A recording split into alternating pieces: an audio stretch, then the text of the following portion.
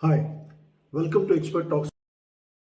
This is episode 2 of the interview with thought leaders in the analytics, AI, and transformation space. My name is Mahadevan Iyer, Maha for short.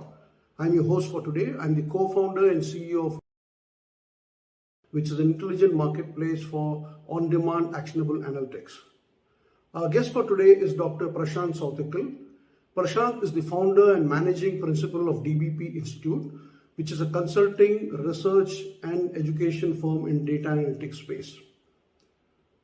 Prashanth has consulted over 75 companies, which includes names like GE, SAP, P&G, Apple, to name a few. Prashanth is also an adjunct professor of data and analytics at IE Business School in Madrid, Spain. He's an author of 3 books. He also writes frequently for Forbes, for CFO University, and FP&A Trends. Prashanth, thank you for making time and joining us for this chat. Thanks, Maha. Thanks for your time, and it's a pleasure and honor to be talking to you. Thank you. So Prashanth, as I was saying, you run your consulting and training firm. You're a professor. You're an author. You write extensively articles for Forbes and CFO University. You're part of the Forbes Technology Council and so many things, right? And then, when I make a request, you also promptly respond and give me time for an interview, right? So you're obviously a person who is very comfortable wearing multiple hats and multitasking, right? So how did this come about? As in, was it by chance? Was it by choice? And how do you continue to keep up the energy and engagement levels and drive levels for this? Yeah, so Maha, this question keeps coming. But to answer this, let me give a little bit of context about my journey, how I reached here. So again, I was born and raised in India, and after my master's, I went to Belgium to work for P&G. And after a couple of years, I came back to India. I worked for GE and then with SAP, and SAP transferred me to Canada in 2009. And in 2012, I started my own company, which is into digital data and analytics consulting. But when I was in GE, I got into the Lean Six Sigma program. And I was pretty much fascinated with Lean Six Sigma.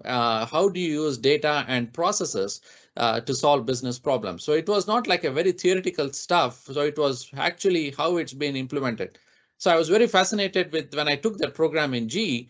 Then after the program, I spoke to the leadership there and I said that I want to be in this pool of knowledge. So I want to teach this course.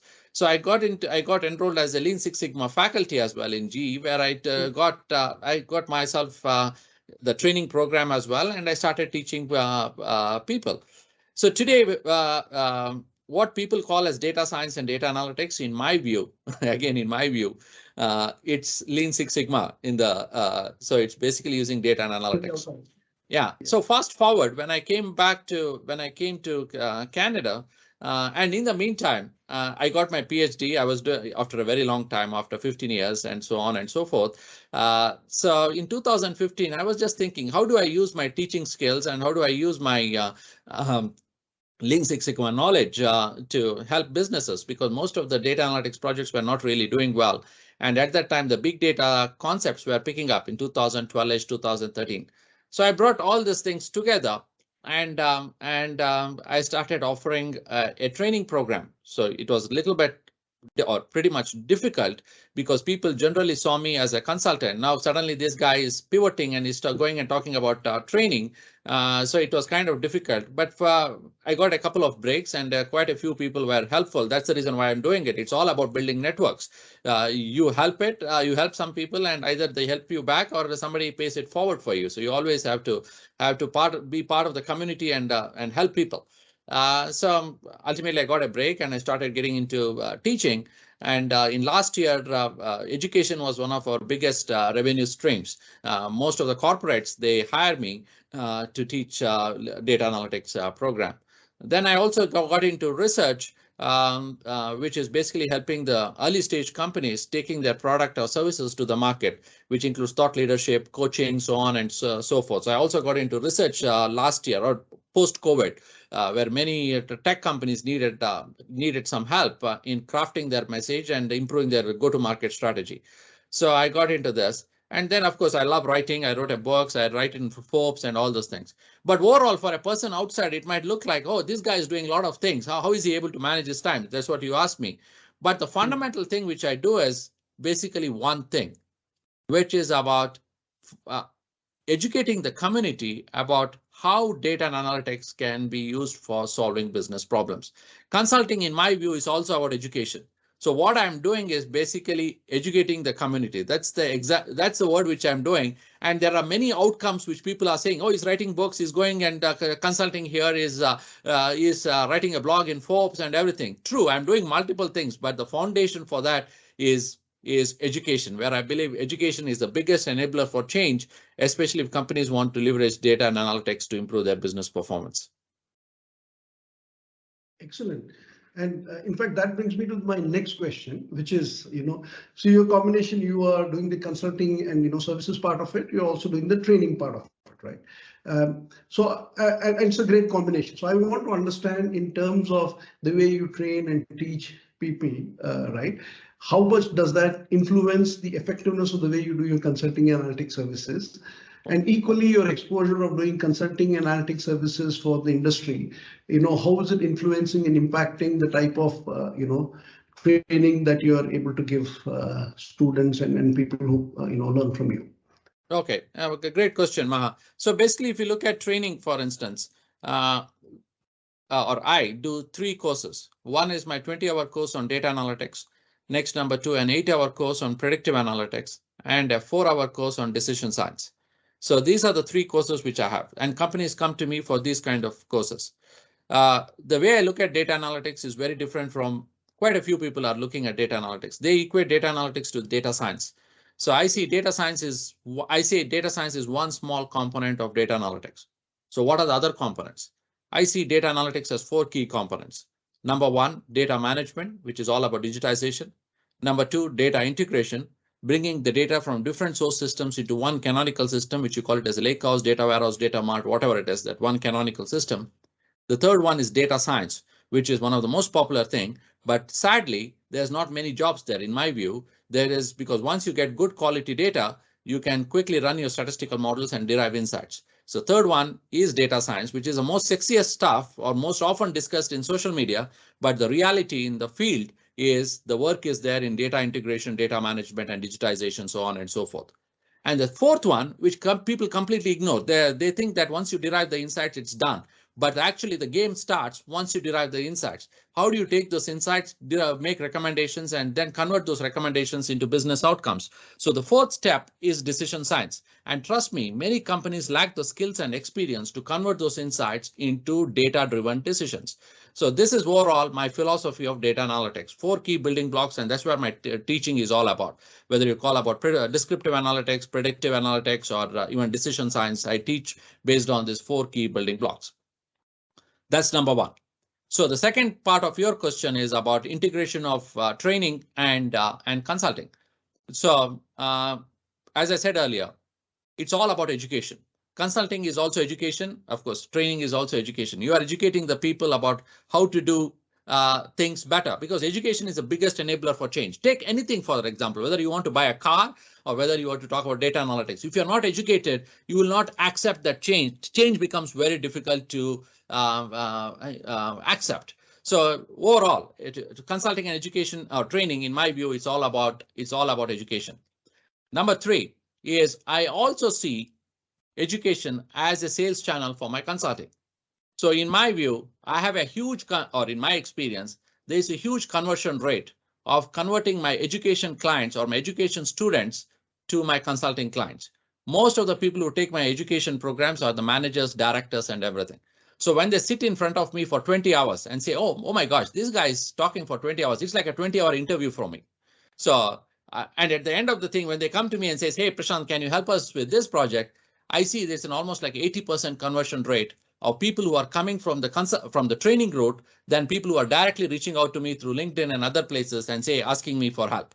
So when I see my students coming to me for consulting, there's a high conversion rate of converting them into a consulting client. So yeah, it's my revenue stream, it's my sales channel, it's my passion, everything. Got it. Now, I recently read your book, Analytics Best Practices, right? Mm-hmm. I must compliment you that written in very simple, easy to understand manner. And I think right from a beginner to a practitioner, everybody can, understand, connect with it, and, learn in very simple, practical terms. Mm-hmm. Now, one of the key points that you make in the book at the very start is no questions plus no data equal to no analytics, right? That's very interesting. So if you can just, expand a little more on that. Oh, sure. Okay, so before I go to the specific, I just want to give a context. Why companies want to do analytics? So that's why, in my view, why or so what is the most important question people should ask themselves, whether it's in life or whether it's in data analytics. Why should I do this project? What is the impact of doing this thing?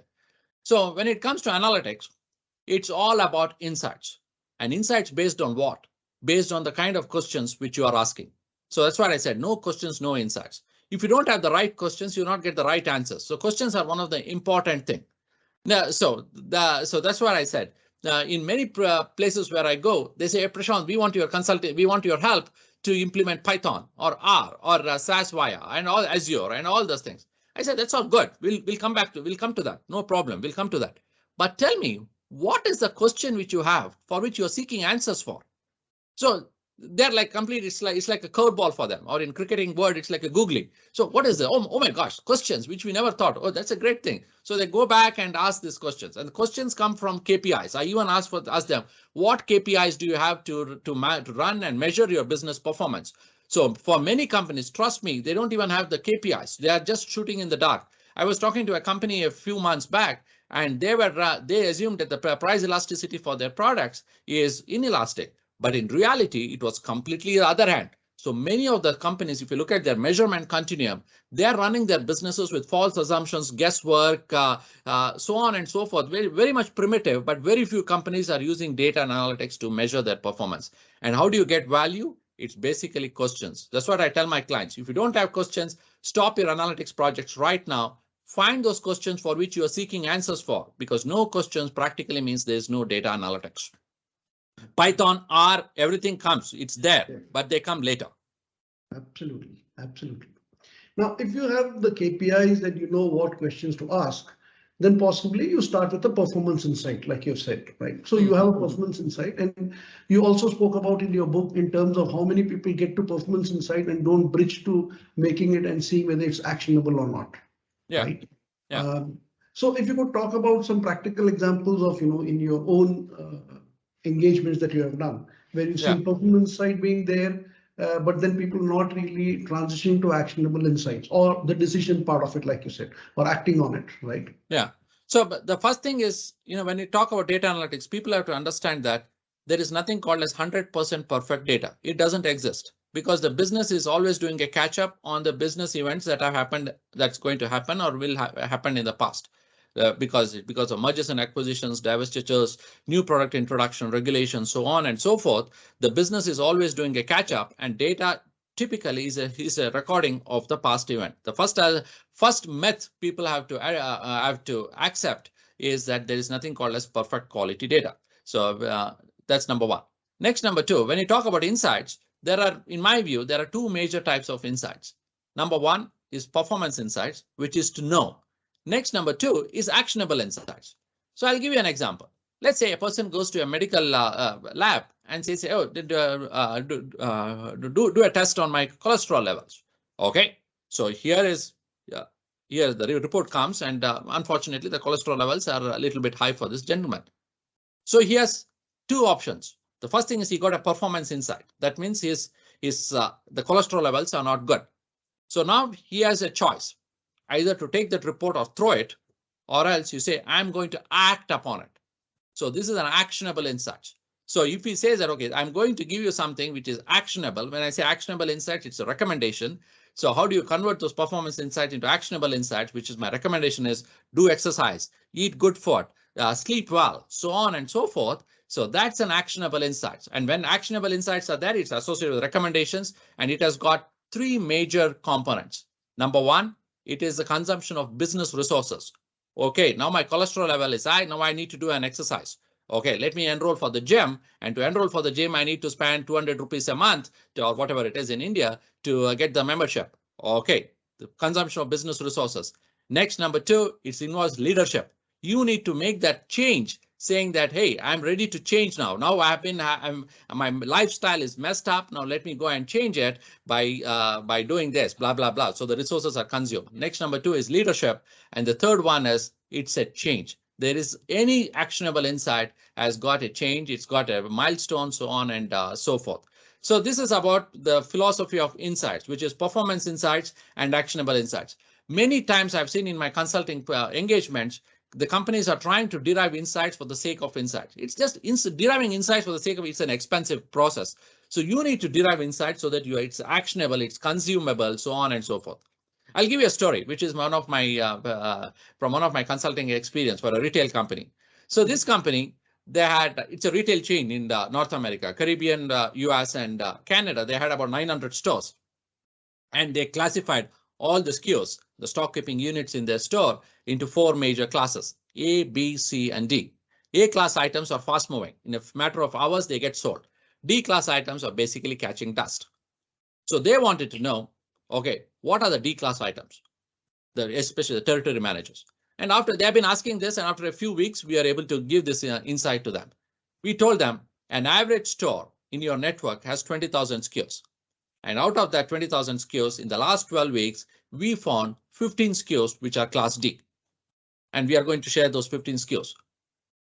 The meeting invite got forwarded from 5 to almost 50 people. The whole territory manager network, their bosses, everybody came, and we presented, we put the slide and said, these are the 15 SKUs.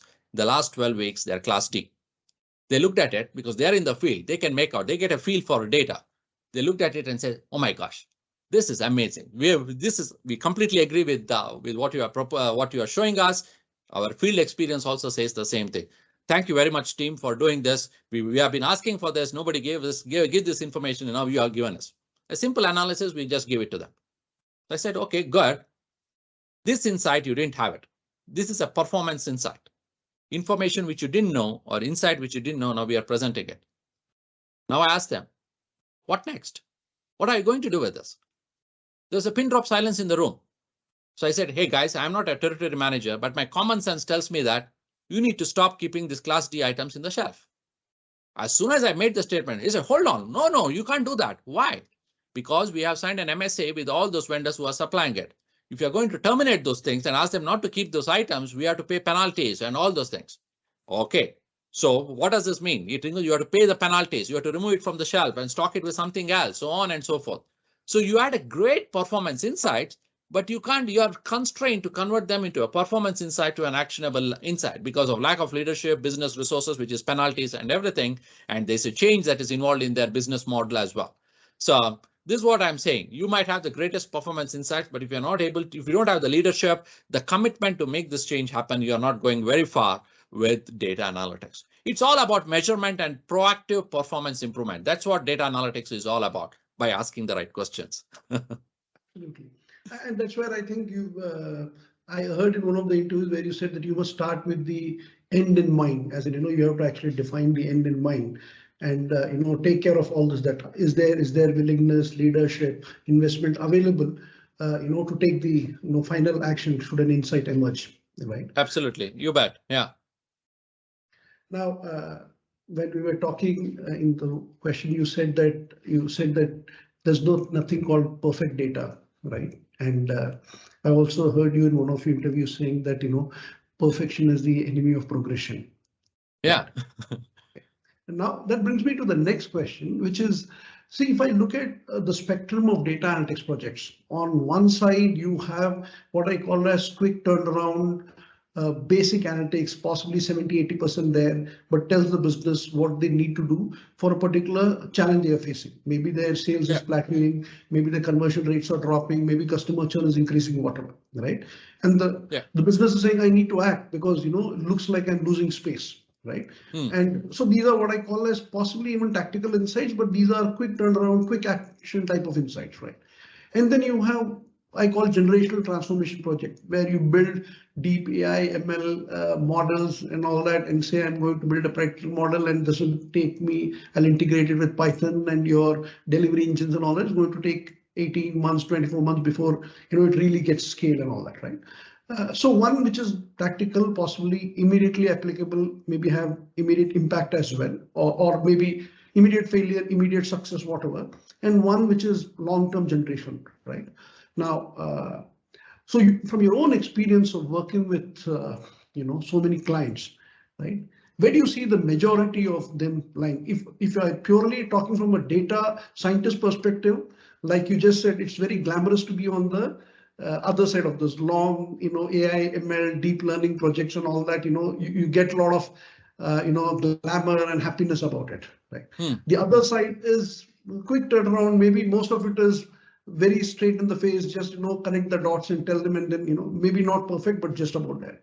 From your experience, where do you see business really, is it a combination? Is it, equally split? Or, you can really make more business connect with the first part or the second part? What do you see? Yeah, no, but it's a great question. It's a big question as well. So the way we do consulting projects is, as I said earlier, it's about the measurement continuum. Data analytics is all about measuring for proactive business improvement. So in my company, we have 8 stages in the measurement continuum. On the left side, we have this guesswork, anecdotes, and all false assumptions and everything. And on the right side, we have prescriptive analytics, ML, and all those things. So the journey is basically taking the clients from their existing process, which often is kind of broken, false assumptions, guesswork, all the way to data-driven kind of decision making, because there's a good chance that you will be, evidence has shown that there's a high chance that you'll be successful there. So the value for them is the first thing is taking them away from their existing mindset. So I'll tell you a little bit of philosophical thing. So when I started my company, people ask me, who are your competitors, Prashanth? Who are you competing with? So it looks like, oh, when I talk about competitors, it looks, oh, you're a consulting company and you'll be talking about other consulting companies like the Big Fours and all those things. But later I realized that actually the biggest competitor for me or for my company is not the consulting companies. It is the status quo which exists in the companies. It's the lethargy, it's the inertia, it's the status quo which exists. So I need to craft a message or articulate this message to the community about how do you come out from your existing ways of working and look at ways to use data to improve your business performance. So the first thing is we have that a little bit philosophical, but where these companies are going for. So make them come out of their existing shell so that they start looking at better ways of working. So again, going back to my measurement continuum, the 8 stages in the measurement continuum, where initially when I go, I map the companies where they are in that stage, and I give them a score between 1 to 4. 1 is you are really bad and 4 is you are really good. And majority of the companies in my experience or in our experience have been between around 1.5. So that's the score they are getting when I go and do this assessment. And this correlates well with other consulting engagements as well. Gartner did a study from 1 to 5, and they said it's about 2. 2 is the number most of the 85% of the companies are there. Even my experience is about 1. My skill is 1 to 4. In that way, it is 1.5. So we find that they are at 1.5, and then we say, okay, in the measurement continuum, we are in the 2nd stage. So let's do in the next 3 months, we'll take it to the 3rd stage, 4th stage, 5th stage, and everything. It's not that overnight we'll ask them to go from stage number 1 to stage number 7. That doesn't happen. It's like, for example, if you want to talk about Usain Bolt, for example, you want to run like Usain Bolt, but that doesn't happen overnight when you can't even walk properly. So it takes a long time. It takes a lot of planning, hard work, and everything to make it happen. But there has to be a journey. There has to be a roadmap. That's what we help the companies, saying that, hey, guys, in the next 3 months, do this, and you will move from 1.5 to 1.8. After that, 1.8 to 2.2. And trust me, the next level is going, and everything is going to be very different and very challenging. So moving from 1.8 to 2.5 is going to be relatively easier than moving from 2.5 to 2.8. No, absolutely. Yeah, the scales of measurement, the nominal, ordinal, and the continuous scales of measurement. Absolutely. So, you've consulted, like you said, over 75 companies across, industry domains, right? And across business challenges, right? Given the context of how the world is changing, you also, I think I read somewhere about the digital vortex, right? And how there are companies which are likely to get digitally more disrupted compared to others, right? Yeah. And so you've obviously, consulted across the spectrum of these companies. So what do you think, if you were to pick business challenges which are core to various industry segments, right? What would they be, like at a high level based on your experience? Okay, so yeah, it's again an excellent question, and thanks for bringing that work on digital vortex, which is not my work. It's done by Professor Michael Wade at IMD School of Business in Switzerland. So that's a terrific work. In fact, many companies have taken that and come up with their own version, McKinsey, BCG, and all those companies. So if I had to look at the digital vortex, basically all those, I think there are some 15 industries that has been listed. So broadly, I classify these industries into two ends of the spectrum. One is the companies which are, or industries which are insight centric, and next number two, companies which are data centric. So if you look at the companies which are insight centric, they have basically, I would say, two major characteristics. They focus on customers and they focus on products. If you look at the companies which are data centric, the left side of the spectrum, these companies are focused more on markets, they focus more on commodities. And the third one is they're focused on regulations. So if you look at oil and gas or public sector or agriculture, they're focused on markets, they're focused on commodities, and they're focused on regulations. If you look at a retail company, they're focused on customers and they're focused on products. So that, of course, when you go to the most granular data, that's where you get about customers and product. But basically, the companies on the right side, they're looking for granularity of data. They need granular data, and the companies on the left side, they need aggregation of data because they're talking about markets and commodities. So overall, this is what it is. Say when you go and talk to an oil company, for example, so this is where the philosophy I'm looking for. Look at when you look at the 4 stages of the data lifecycle, often, I'm not saying all the time, often their challenges are on the digital part, which is the first 2 stages of the lifecycle, integration and data management and integration. So when I talk to the CPG and the retail and the airline kind of companies, their questions are more centered around customers and products and personalization and all this stuff. So it all, and of course, we collaborate with those people. We have a high level picture. We have a recipe to make it happen, and it's a teamwork. We bring some skills. The companies, employees of those companies bring some skills. We work together to make it happen. Got it. Now, the other thing is obviously the rate of change is, increasing in the new world, right? And so how important or how difficult it is to get an external perspective. So, a lot of the companies, like even the CPG and retail companies, have possibly reasonable level of internal data about customers based on loyalty programs, about clickstream data, purchase data, all the type of stuff, right? Some amount of demographic data and all the type of stuff, right? But the world is changing fast outside, right? Yeah. And so obviously there are third-party data available, but not sure of how many companies are not sure of how to really get that perspective, right? Correct. And so again, from your own experience, do you see it as like still some time away, or companies have started looking at it? Are there approaches that you've been able to see with some other companies that they're doing it effectively? No, true.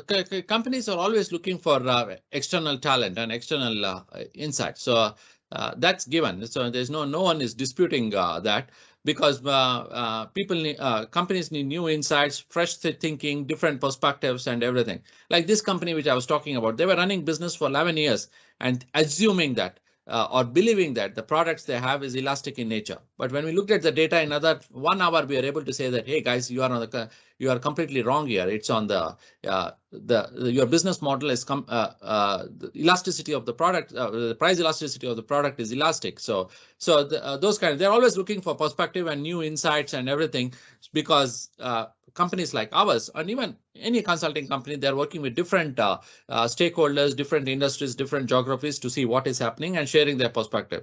Because if you look at their employees, often they are working on a particular problem within the company. So it's like a homogeneous kind of thinking. So companies like us, we come and rock the boat thing that.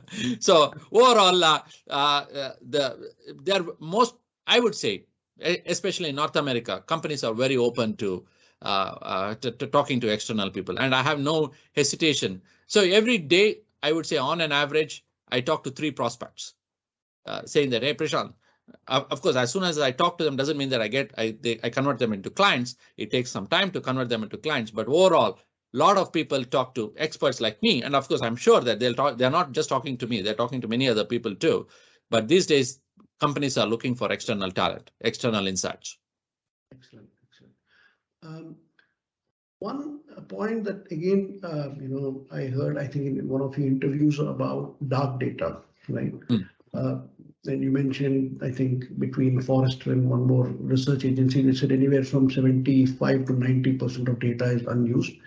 And your perspective was that if data is, and you also spoke of half-life of data, saying business data possibly half-life reaches in 8 to 10 hours or whatever it is. So 2 years of data is sufficient. So one needs to be sure about what data one needs to collect and store and all that, right? Got it. Yeah. I want to contrast this with what Marisa Mayer said in a statement some few years ago, where she was asked that, there's always a question saying, should we collect data? Right? And business saying, what will you do with the data? And many times we don't know.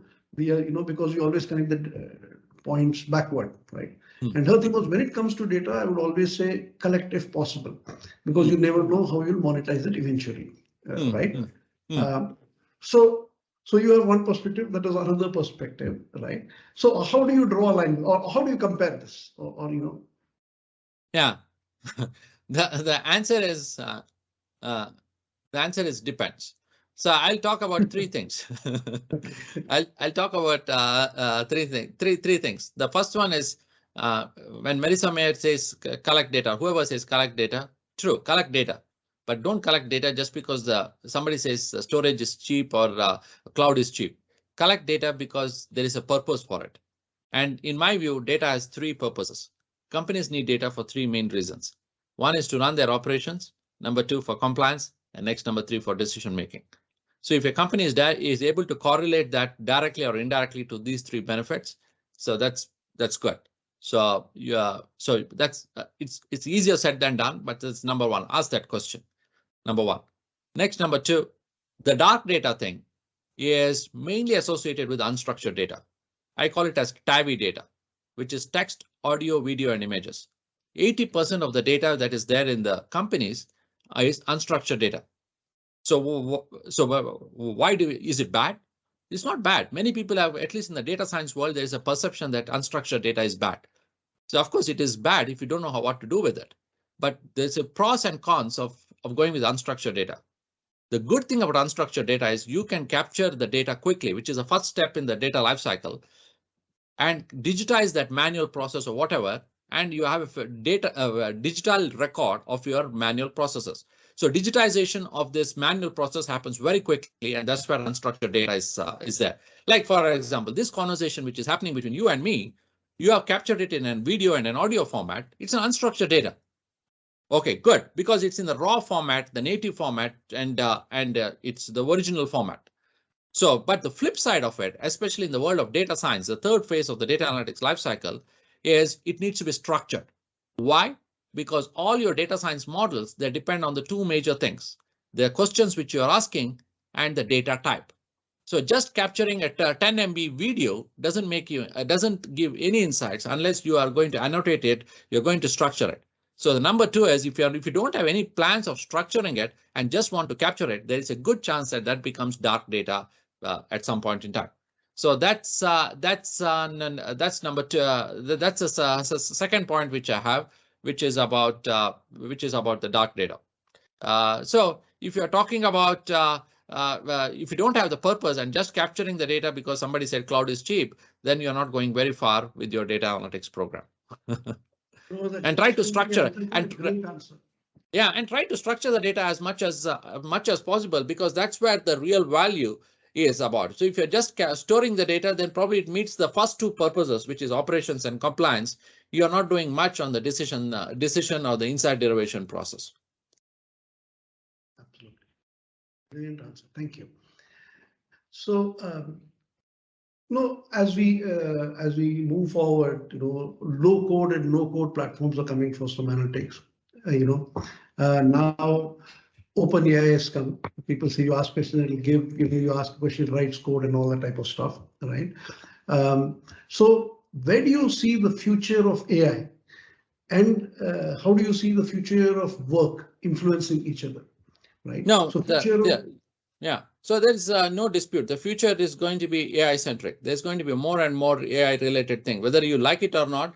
What ChatGPT is doing or any other technologies, this is going to more and more of this you'll come to hear.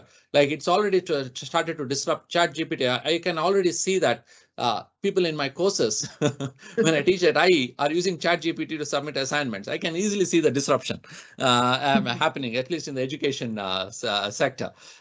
So overall, this is definitely going to be the future, and it's better for anybody to accept it and get into the bandwagon rather than just resisting it and complaining about it.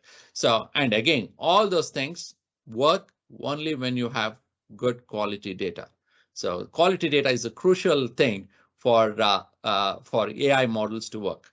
And this is where I would say focus on quality data so that you can get more value out of AI and data and analytics, and also be ready for accepting the change. So yeah. So in future of work, a lot of future of work essentially is about how it'll get atomized. More gig workforce will come in, right, where people will actually have possibly work getting on demand type of stuff, remotely on demand, all the type of stuff, right?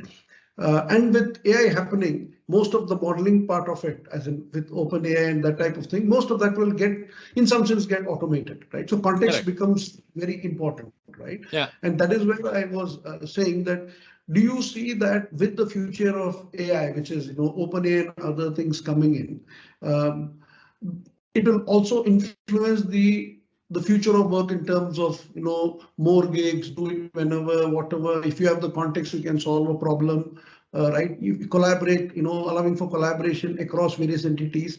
Do you see that getting influenced in that way? Do you see disrupting the way the analytics industry is working today, or the decision sciences industry is working today? So let's look at the finance community about how I see the future is going to be. So today, most of the finance departments are structured in two major verticals.